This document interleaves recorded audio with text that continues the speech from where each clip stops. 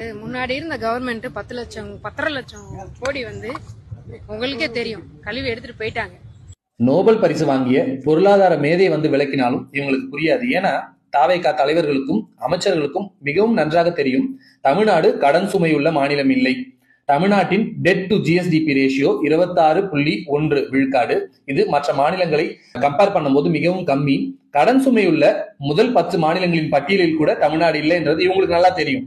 ஆனா Instagram, Facebook மட்டுமே பார்த்து ஆர்ப்பரித்துக் கொண்டிருக்கும் தாவேகாவினருக்கும் அணில்களுக்கும் இது தெரியக்கூடாது அப்படின்றதுல மிகவும் தீர்க்கமா இருக்காங்க. நம்ம பசங்களுக்கு என்ன தெரிய போகுது, நம்ம என்ன சொன்னாலும் கேட்டுப்பாங்க, மத்த யாரோட வீடியோவையும் பாக்குறது இல்ல, நம்ம வீடியோ மட்டும் பார்த்து நமக்கான கீன்னு கத்திட்டே இருப்பாங்க. அதனால 10 லட்சம் கோடியை வழிச்சு எடுத்துட்டு போயிட்டாங்க அப்படி சொன்னாலும் அதை கேட்டுப்பாங்க அப்படின்னு நினைச்சிட்டு இருக்காங்க.